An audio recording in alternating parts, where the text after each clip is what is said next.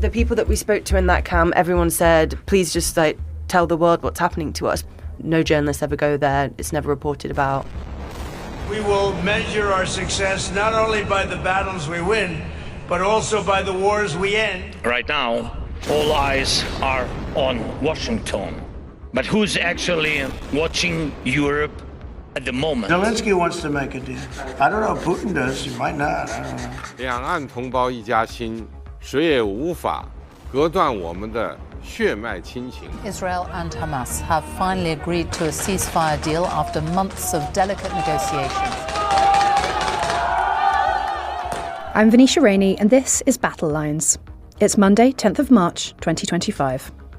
On today's episode, we'll be covering Iran's latest military drills, including some with Russia and China, and what they tell us about the country's attempts to build new weapons with new capabilities. We'll also be looking at the renewed attempts to strike an Iran nuclear deal and why Donald Trump's threatening letter to Ayatollah Ali Khamenei might backfire. Plus, we'll take a trip to a rare safe haven in Sudan, where our reporters have been hearing first-hand stories of the atrocities being carried out by the Rapid Support Forces. But first, before we go any further, do you enjoy this podcast? If so, we'd love you to leave a rating and a review on whatever platform you're listening to this on right now. It lets us know what you want to hear more of and helps other people find us. Thanks in advance. I also wanted to let you know about a new investigative series released on our sister podcast, The Daily Tea, over the weekend. It's called The Tech Boss Who Was Russia's Secret Spy, and it's all about Jan Marsalek, a top executive at Wirecard before it collapsed amid a fraud scandal in Germany. But the story goes much deeper than that.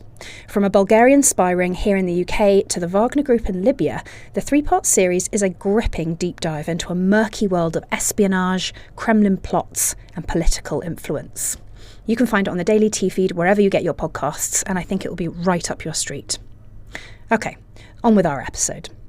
Today saw warships from Iran, China and Russia sail together in the Gulf of Oman as part of their annual joint exercises.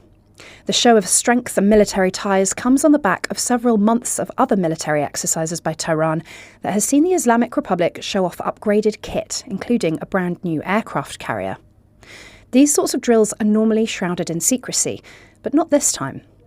Meanwhile, there are fresh attempts to draw Tehran into a nuclear deal. Donald Trump said last week that he wrote a letter to Ayatollah Ali Khamenei. This is him talking about it on Fox News. I've written him a letter saying, I hope you're going to negotiate, because if we have to go in militarily, it's going to be a terrible thing for them. You wrote a letter to the Khomeini? Yes. When did you send the letter? Yesterday. And you said you better negotiate, or we want you to negotiate? I didn't say you better. I said, Okay. I hope you're going to negotiate, because it's going to be a lot better for Iran. And I think they want to get that letter. The other alternative is we have to do something, because you can't let them have a nuclear weapon. I'm joined now in the studio by Akhtar Makoii, a foreign reporter for The Telegraph. Akhtar, welcome to Battle Lines. Let's start with that letter from Trump. How has that been received in Tehran? They are just denying receiving any sort of letter from the Trump administration. The Iran Supreme Leader yesterday, he said, quote, the Islamic Republic of Iran will certainly not accept their expectations. He technically is ruling out any sort of negotiation with the Trump administration. Even any sort of any talking or negotiation with the Americans at this moment seems very unlikely in Iran. Now the hardliners are more in dominance. They are increasingly opposed to any sort of negotiations with the United States. And they are saying, okay, if you trust Americans, that's what will happen to you, what happened to Vladimir Zelensky. The moderates, like last week, Vice President Jawad Zarif was sort of forced to resign. He was like one of the, in the West, everyone calls him a moderate. So he was forced to resign by the head of the judiciary, very unprecedented thing. And now we talked with some Iranian officials last week, and then they said now it's just impossible to talk. But we may be surprised, because as it has happened before, on a stage in public, Iranian official would be saying, no, we are not talking with Americans, they're bullying us. But in back stage, like somewhere in Qatar or Oman, they will be secretly talking with Americans. Yeah, you mentioned that bullying. Ali Khamenei referred to some bully governments, which we have to assume is a reference to Trump and, as you say, in the wake of the Zelensky debacle. It's interesting because Iran does seem to be having talks with France and Germany, right, about some kind of nuclear deal. Yeah, because France and Germany are still parties of that joint comprehensive plan of action, the nuclear deal that was signed between Western powers, world powers, and Iran in 2015. Since then, the United States Trump withdrew from that deal in 2018 in his first term and started his policy of maximum pressure on Iran. But the European allies are still part of that agreement. Iran and Western, at least in Europe, they are trying to revive that deal, which would mean like Iran would stop enriching uranium in a level that would be used to make a nuclear bomb, and the West, European countries, would just lift their sanctions. And there is a big deadline that comes to revive that deal. October 2025 is a big date for Iran, because if they cannot reach any deal to revive that agreement, then this snapback action of the United Nations Security Council would be in effect, and then all of those sanctions which were lifted under the JCPOA will be restored automatically if they don't reach any agreement by October 25. You also reported a slight twist to this story, the involvement of Vladimir Putin. Can you tell us about that? Yeah, Vladimir Putin, we were told by Iranian officials, Vladimir Putin, the Russian president, has sent a letter to the Islamic Republic Supreme National Security Council saying he is ready to mediate between Trump and Iran to reach to a sort of deal so it doesn't end up in a war. No Iranian officials wants to deny or reject any offer that comes from Vladimir Putin. But now it's a very critical situation for them. It's mostly for, if you look at it like in terms of domestic propaganda, they don't want to say, okay, we talk with Americans and just Putin mediated. They would, like the regime supporters, hardliners, would consider it as a humiliation, as I said, especially after what happened between Zelensky and Trump. How much has Iran's nuclear stockpile increased since Trump pulled out of this Joint Comprehensive Plan of Action, the JCPOA, back in 2018? I've seen some US officials estimate that Iran could produce a nuclear weapon within weeks if it chose to do so. How true is that? Iran is increasing stockpiling highly enriched uranium since 2018, since Trump withdrew from the deal. And the International Atomic Energy Agency also reported a couple of weeks ago that Iran has now the capacity to make 6 nuclear bombs with the current enriched uranium they have. The IAEA said in a report that Iran now has around 275 kilograms of 60% highly enriched uranium, and that was by February 8th, by last month. So we don't know what has happened since then. And that's a 50% jump in 15 weeks. So if they keep going with the current rates of enriching uranium, the possibility of making more bombs would be more highly. But on making a bomb, there is a fatwa, and Iran's Supreme Leader Ali Khamenei has issued a fatwa, like a religious order, in the 90s that's prohibiting Iranian officials from nuclear bomb. We also reported that he is now under pressure from the IRGC, Islamic Revolutionary Guard Corps, to revoke his fatwa, because now they are feeling an existential threat. We were told by the Iranian officials that there are only 2 options for the regime to survive at the moment. They should either talk with the Americans or go nuclear.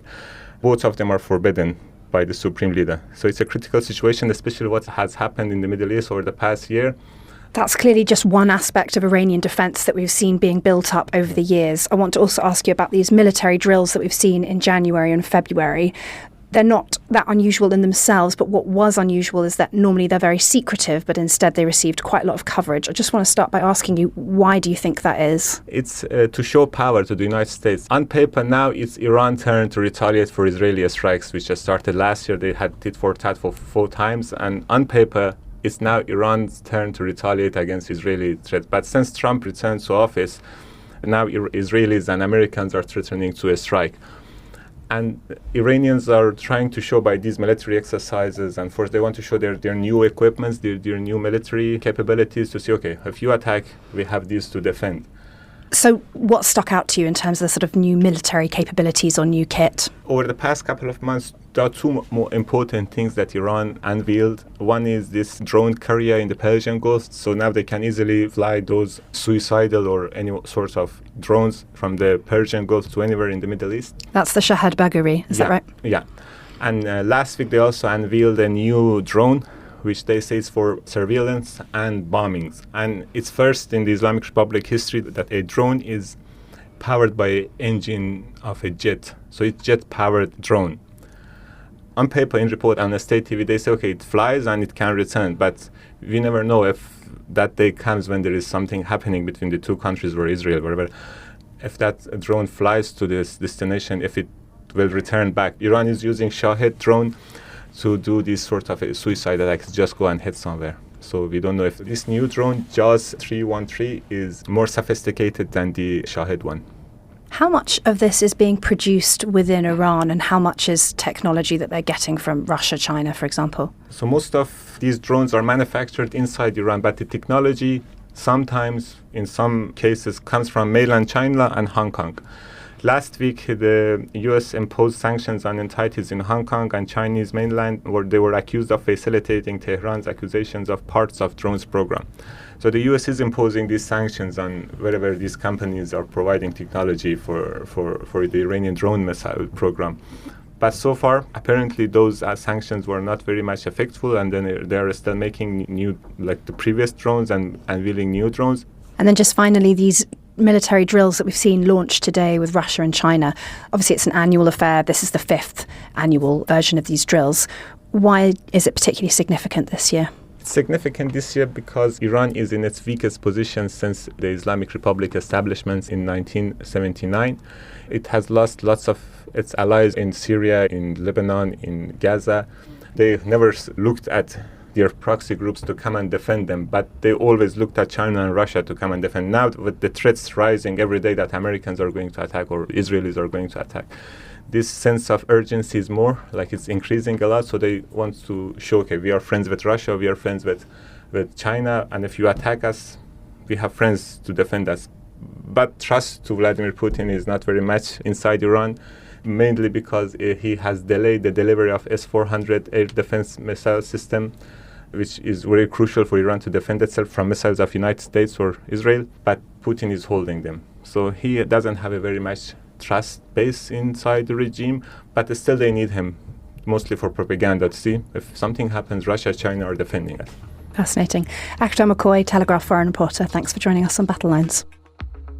After the break, we'll be taking a trip to Sudan to hear some shocking stories from the ongoing war there.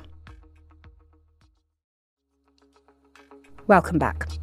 Now, the war in Sudan may not be making the front pages, but it is still ongoing and remains arguably the most brutal and devastating conflict in the world today. We've covered it repeatedly here on Battle Lines and will continue to do so. My colleagues Lilia Sebouai and Simon Townsley recently went to Nuba in southern Sudan to speak to people about what they'd witnessed. The stories they heard are truly shocking, and a heads up, they include a graphic account of sexual violence against a child. Lilia and Simon spoke about what they saw and heard to my co-host, Roland Oliphant. Over to Roland. The war in Sudan has been raging now for a year and 10 months. In that time, about 150,000 people have been killed. 12 million people have fled their homes in what the United Nations has called the world's worst humanitarian crisis. In January, the United States accused the Rapid Support Forces, one side of the war, of genocide. But it is hunger that experts say is now poised to take the greatest toll, with 638,000 people at imminent risk of starvation. The Telegraph's global health reporter Lilia Sebouai and photographer Simon Townsley recently returned from Sudan's Nuba Mountains, where they gained rare access to the country. Could you just give us a bit of context? So Sudan is a big place. Mm-hmm. Where are the Nuba Mountains? What are they? What makes them different to other parts of Sudan? So the Nuba Mountains is at the southernmost part of Sudan. So when South Sudan split in 2011, Nuba Mountains is on the fault line, and it's an extremely mountainous region. There's 4 million people living there, and it's kind of called a safe haven. That's what people refer to it as, because it's the most secure place in Sudan. Because it's got such a difficult terrain and landscape, there isn't as much fighting, but that is increasing more now. And it's also ruled by an indigenous rebel group. So rather than Sudanese Armed Forces or RSF, the SPLMN control this region. What does that stand for? So SPLMN is Sudanese People's Liberation Movement North, and it used to be joined with South Sudan before they seceded in 2011, but now it's an indigenous rebel group. They're calling for a united Sudan, so they're made up of indigenous African tribes rather than RSF and Sudan forces that are predominantly Arabs or originating from Arabs. Tell us what you found when you got there. The Nuba Mountains is a massive, massive area. The famine was officially declared in the western Nuba Mountains. And so when we arrived in Kauda, which is kind of the main centre where like the market is, it took us like 3 or 4 days to drive there. There's no roads in Nuba, so it's really difficult to get around. So that's where we were travelling to. And then when we did eventually get there, we wanted to go to the worst affected camps so that we could see the people in the most need. And then that took us to Hajj al-Jawad camp, where around 2,800 people were living. Tell us, what does it look like, this place, Simon? The Juba Mountains, before we went, we had to consult various security people in order to, make sure that we were travelling safely. And all of the people we spoke to said how beautiful they were. And in fact, they are. I mean, it's very mountainous. It's quite dry even at this time of the year. And these extraordinary rock formations sort of leap up out of the landscape. They're not particularly high mountains, but they are really spectacular, with people sort of nestled on the edges of them and in small huts, and sometimes in really precarious circumstances with sort of enormous boulders teetering above their homes. And I think that's one of the reasons this area is independent to the extent that it is. They're able to withstand SAF and the RSF because it's very difficult land to fight through. So you drive through this incredible landscape. What do you find when you get there, when you get to this epicenter of this food crisis? Tell us what you saw and who you spoke to. So also the thing with when the famine's declared is when they declare it, it's a projection period. So it's from December to May. And it says in that period, a famine is going to occur. And the worst hunger part is around March time, when all the harvest from December is going to run out, the seasonal rains are going to come and make everything awful. So what we saw is people really on the brink, and they were just about clinging on to like the last grains of the harvest and things. But basically, so when we went into this camp, there's just rows and rows of straw huts. But we'd already visited a few camps at this point, and they were quite noisy. There's kids running around. But this one did feel different because it was eerily quiet. And also there was basically no men there because lots of people have been displaced from nearby towns that are Sudanese Armed Forces controlled, which they call SAF, or RSF controlled. So lots of the men have been killed. So it's just women and children there. But lots of the women are then forced to be the only providers for their families. So lots of them weren't there either because they were in the bush collecting leaves, because that's literally what they eat. And they get the leaves, they boil them, mush them into a paste, and then share that with their kids. Or they get these berries called nabak berries, and they have to wait till they're dried out, and then they eat that. So it was eerily quiet. It was quite empty, and no kids were running around. They were sat there in like pockets of shade with the flies over their face, like not even batting them off. People just seemed really drained and still. Just saving energy. It was really evident. Yeah. I was expecting this sort of grand scale of suffering, the way perhaps previous hunger crises have been photographed. But in fact, because there is almost no NGO activity in there in terms of food delivery, the people who are registered at these refugee camps can be in the tens of thousands, but they're not there because there's no reason to hang around waiting for food that's not coming. So they register at the camps. So a camp might have a registration of sort of 17,000 people, but when you arrive, you don't see them because they've all gone off into the host community to try and perhaps earn a little bit of money, pick a little bit of food. They don't want to stay in the camps themselves. There's nothing for them. And they're often very far from water. I mean, it's not unusual to walk 2-3 hours each day or 2 hours even in one direction to get water and bring it back. It sounds absolutely catastrophic. What's causing this famine? Is this a product of the war, and if so, how? Or is it linked to climate as well? It's definitely a product of the war, like man-made.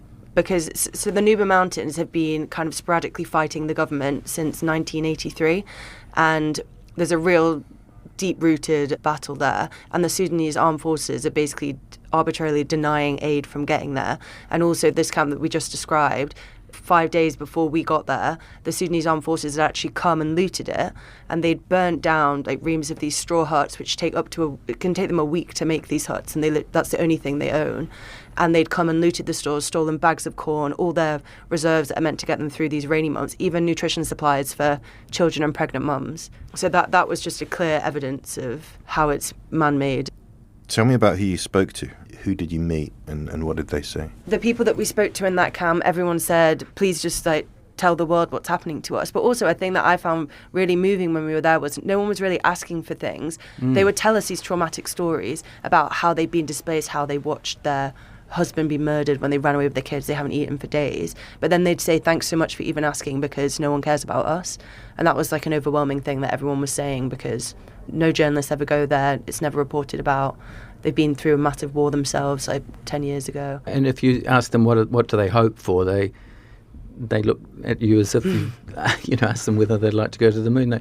They say, well, we don't have any hope for anything. I mean, we're just, they're clearly just getting by. They don't have anything beyond tomorrow or even the afternoon. Since Trump's executive order now cancelling US aid, and this NGO that we went in with, we're instrumental in organising the rigorous famine declaration. Basically, you have to rigorously go into the communities and gather all this information. And he said we're basically blind on the ground now. We have no idea what's happening because we can't pay our staff to go and gather this information. So the rains are coming in 2 months. It's going to be basically cut off, and they're just going to have no access and no means of recording what's going on there. And it's the worst famine in the world. How many people are going to die?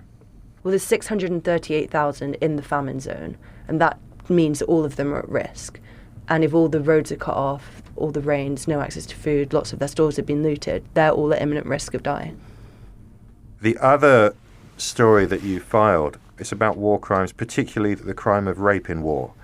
It's an extraordinary but very graphic and very shocking bit of reporting. Could you just recap that? Tell us about this particular scene, this particular incident that you report on and confirmed. So we basically stumbled across a camp. We're not going to share the name or area to protect their identity, but we were basically trying to speak to women about who had potentially been raped and attacked by, it's mainly RSF soldiers that had been accused of mass raping and genocide in the war. So we were in a camp speaking to these women, and one woman came forward and said, I wasn't raped, but I witnessed a rape. So then we were speaking to her about her story, and she said that she witnessed her sister and her child being raped by RSF soldiers. And then we said, what was the child's name? Kind of presuming it was a girl, and she said a boy's name. And we were all even more shocked, and she took us to their home and we met them. And the young boy who we saw as a severely disabled child, we all just gasped when we saw him. It was absolutely shocking. And then we sat down with the mum and spoke to the mum, and she told us in vivid detail what happened to her. The RSF basically arrived at the village where she was staying with her 7 children, her sister. They hear them all coming. People are terrified of the RSF. They know what that means. Like, they're just known to go on these mass raping attacks. Women in Sudan sometimes signed suicide pacts when they hear them coming just because they're that terrified. The woman hears them coming. She gets 6 of her 7 children, piles them into the car, and then the RSF soldiers close in. They drag her out of the front seat and drag her into like a nearby clearing, and there's 14 other women there, so there's 15 in total. They tell them to strip off their clothes, and then they start gang raping them. And she said they were in packs of 2 and 3 spread around, and they told them lie down on their front and look at the floor, and if you dare talk, we'll beat you and hit you. And they were beating them with the butts of their guns, so they were all just crying into the dirt, unable to do anything. And then she's nearby her car where her children are, and her 4-year-old son gets off when he sees his mum being attacked, and an RSF soldier picks up the 4-year-old boy and throws him into the middle of the clearing where all these other women are being gang raped, and then he's then gang raped. It's an unbelievably horrific, graphic account. When we came across this story, we were working with a translator, a man, and when the woman came forward and said, yes, my nephew was raped, the translator shouted, no, that can't be. Your nephew is a boy. He couldn't have been raped. And he was really so shocked that he shouted and slightly scared the boy's aunt. And then after she left, the translator broke down. He just put his head in his hands, and he couldn't understand how that could happen at all. It is truly a shocking war where, 4-year-old disabled children are raped. I mean, I haven't heard of that. How do they know it was the RSF? People know it's the RSF because they have these brown uniforms and they have these turbans around their head. And they're also screaming about being Arabs and we'll kill you, Nuba. It's all very, you're an indigenous tribe, we want to wipe you out. Because that's what I asked her, and I think it's the distinctive uniform and clothing. They were convinced this was RSF, not SAF. No, because different uniform and army. And they behave quite differently. Yeah. How widespread do we think this is? It's incredibly widespread. It's basically happening, and every time there's an attack in Sudan, women are being mass raped, and that's been widely recorded by the UN as well. Is this something committed by both sides? Is it considered? Yeah, it is being committed by both sides, but it's more RSF. There's been a few recorded instances of staff. We don't know how wide scale that actually is, but it's definitely more RSF that are using it as like a weapon of mass destruction. So there's been more documented cases. There seems to be something that the RSF do, would you say, almost as a military tactic? Yeah, completely. It's like ethnic cleansing of indigenous African tribes. I spoke to someone from Human Rights Watch who went to Nuba in October, and she said in 15 years of working on war and women in war, she's never seen rape at this scale before. And also, because she went to Nuba, the thing there is there's no telecommunications, so there's no form of contact. And also, it's a very conservative, patriarchal society. So even when we were speaking to these women, obviously it's traumatic for anyone to recount a story like this, but it's particularly difficult for them because no one talks about that kind of thing. So it's massively underreported. With the boy who was raped, I asked them, has he reported it? Well, obviously they said no. What would be the point of reporting it, and to who? And then I said, well, does anybody else know? Well, yes, she said, all the other children know, and the family knows, everybody except her husband. So his father doesn't know. And that's all part of that stigma, that the men can't know that, they can't deal with that. Why not? Or won't be. Well, it's a very, male-oriented society where the men have to be tough and strong, and the humiliation of your child or your wife being raped is, I think that's part of the reason that it's being done, is to control the male and also fighters. It'd be very difficult for her to even utter those words to her husband. Simon, how do you photograph something like that? Can you even photograph people who have been through that? You can do, and I've photographed a lot of women who have been assaulted and raped in conflicts over the years, in Ukraine, in the DRC. It's going on now in Goma, we know. And it's really about giving the women the opportunity to tell their story, and in some cases they say no. So I always say to them, you don't, of course, have to be photographed at all. You may not wish to be, or if you would let me photograph them, we can do it anonymously. So I photograph a detail, perhaps your hands, or photograph you from the back. And in some cases, the women will say, no, I want to stand up and I want to speak out. I want to be identified. I'm not fearful of that. It's got to stop. In this case, we are dealing with the small boy, and I did photograph him in a way that he couldn't have been identified, but we chose in the end not to run that photograph with the article.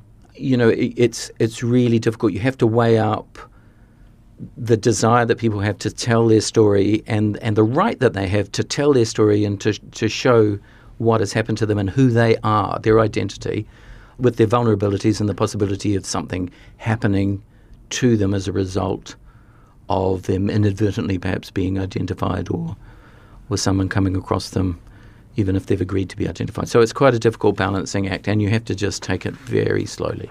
Is there any kind of provision or support for these women or these children in this case? No, basically. Also, a thing in this war is it's like 70% of the health infrastructure has been completely decimated.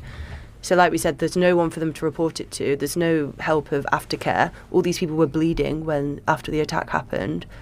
When you say no health infrastructure, that means no hospitals, no clinics. And also, even in Nuba, because it's so difficult to get around, no one has cars or anything. People walk for days on end to get from areas, and it's dangerous.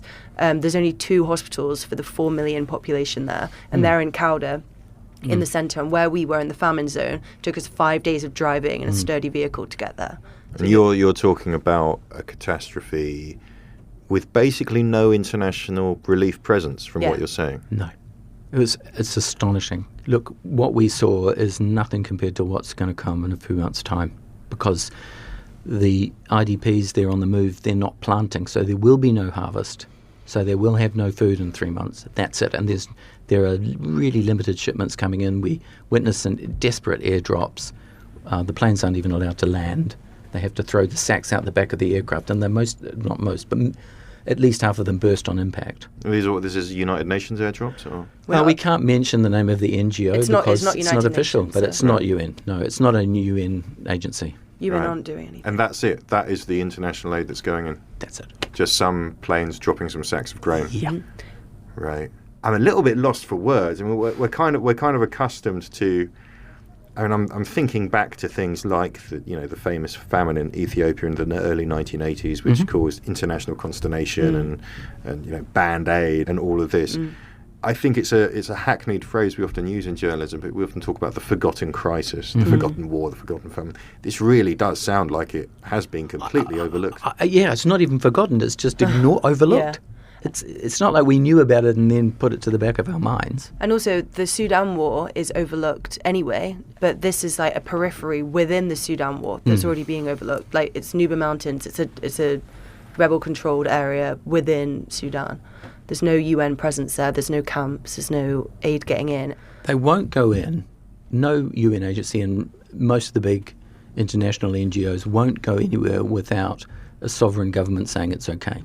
So even though SAF don't control that area, nobody's going to go in there. Sudanese Armed Forces. Yeah, Sudanese government, Sudanese Armed Forces, they won't go in without the Sudanese government saying it's okay, and they won't. So they're waiting for the government's okay, but they're also the people that are looting these aid stores and killing people. So what's the military situation there? Are they controlling a front line against both sides, or where's the frontier So here? SPLMN control the whole area, and then there's the Western Nuba Mountains, which is where the famine is declared. There's 4 counties there, and in Dilling County, they control Dilling County, but Dilling Town is SAF controlled. And then in Habila County, that's also SPLMN controlled, but Habila Town is controlled by the RSF. So they're the only 2 places. And then there's also Kalingi that is kind of a front line, but they are closing in and skirmishes are increasing. Who's closing in? RSF and SAF, because they're both just closing in on from the lines, both sides. basically, from both sides. Right. And then the skirmishes over certain towns and areas, but SPLMN are pushing them back. They are fighting both sides. Yeah. And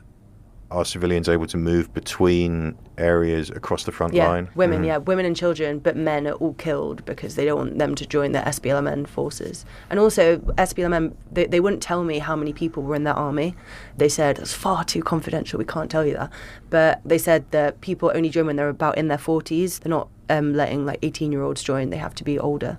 What was your impression of their military capability then, if they are essentially another faction in this war? I saw 3 or 4 very ancient Soviet tanks rusting around and 1 technical land cruiser chopped down with 50mm cannon on the back of it. That's it. That's all we saw in the way of military in 5-6 days. And also, apparently, a lot of the arms and equipment they get is from skirmishes with RSF and SAF. So when things are dropped and left, then that's what they get. It's not like they're being funded by anyone. Like, no. SAF and RSF are being funded by the UAE or the regional powers. SPLMN aren't being funded at all. So they have this great grand idea, but whether it's going to be a reality and they could actually be independent one day is uncertain, really. The trouble is, it's this perfect storm, right? It's totally landlocked. On one side, you've got the Sudanese Armed Forces who were trying to wipe them out in 2011. They were bombing them to try and drive them out. So they're not friends with them. And the RSF, on the other hand, are just, murderous bandits who are sweeping in and taking what they can when they can. And the sad part of it, at the end, we were talking to one of the doctors, Sudanese doctors, and he said, once they stop fighting each other, then they're going to start fighting us again. So at the moment, nobody's won, and they're too busy, RSF and SAF, beating up and trying to win. But, when it's calmed down again, they're back to square one. Generally, people who read this from a distance have been thinking the RSF, they're aligned with the Janjaweed, or they came out of the Janjaweed, they're a bunch of murderous bandits. They're the bad guys. The Sudanese Armed Forces, that's the government, legitimate. They're the good guys. This, our experience in the Nuba Mountains is there are no good guys. There are no good guys. Well, Lilia Sebouai, Simon Townsley, thank you very much for joining us on Battle Lines. Thank you. Thanks. That's all for today's episode of Battle Lines. We'll be back again on Friday with another Trump edition. Until then, goodbye. Battle Lines is an original podcast from The Telegraph, created by David Knowles. If you appreciated this podcast, please consider following Battle Lines on your preferred podcast app. And if you have a moment, leave us a review, as it helps others find the show. To stay on top of all of our news, subscribe to The Telegraph, sign up to our Dispatches newsletter, or listen to our sister podcast, Ukraine the Latest. You can also get in touch directly by emailing battlelines@telegraph.co.uk or contact us on X. You can find our handles in the show notes. Battle Lines is produced by Yolaine Goffin and the executive producer is Louisa Wells.